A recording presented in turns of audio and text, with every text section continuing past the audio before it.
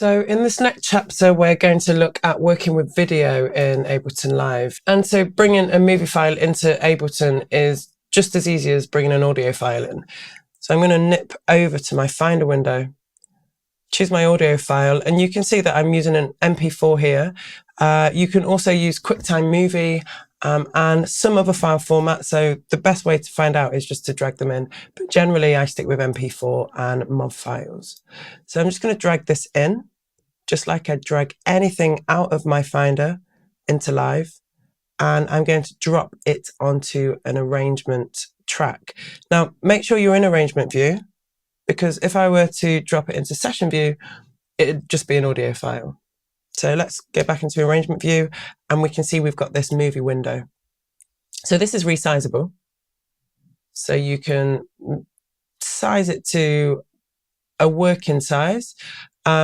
Once I close my set again, this is going to reset to its default, but it's easy enough to move around.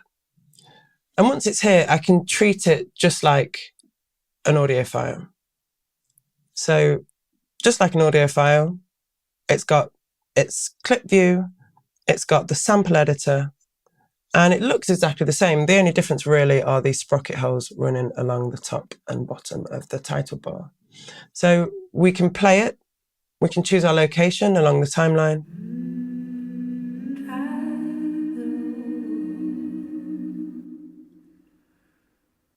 We can also go in and actually turn the audio down here. So this could be if we wanted just to remove the audio or add our own audio in. Of course, you can mix that audio together with something that you've created in Ableton. So I'm just going to reset that gain because we won't add any audio to it. Now, what we can do is press warp, and then we can start moving this around. So for the time being, I'm just going to turn it down so we don't hear the audio output. I just want you to pay attention to the video. I'm going to set a warp marker here, and then I'll set another one, and I'll zoom in a little bit so I can make it a little bit more precise. And as I move this in, you'll see that I can speed the video, just like I can do with an audio track. And then, of course, we can change the grid division, so we can get something and we could either quantize it by hand, bring in transients in to fit with our grid division, or we can bring in our quantize settings. Let's just move this out of the way, and we could quantize that way as well. So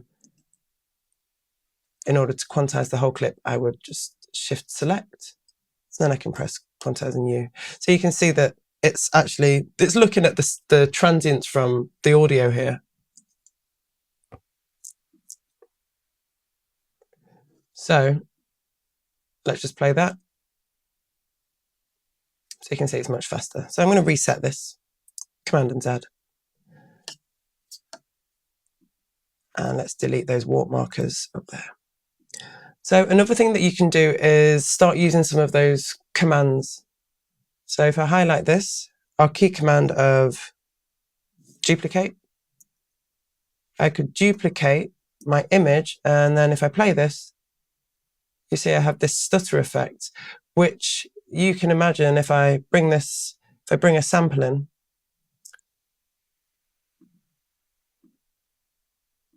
So let's bring something quite percussive, and we'll drop this here. Now, because I've duplicated it at 1/16, let's just loop this. So I'm going to Command and Z. I'm just going to loop this by pressing Command and L, and then I can play this. Let's turn this down a second. And then, of course, you can bring other parts of the audio in. And if I bring that audio bit in, it's actually the movie. So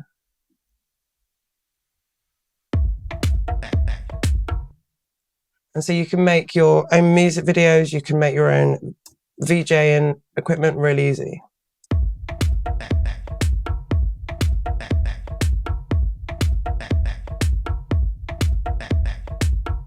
that's it with video. It's really actually quite easy. If you are familiar with audio and warping, then you'll be able to follow this really easily. Just remember, always stay in arrangement view and be creative.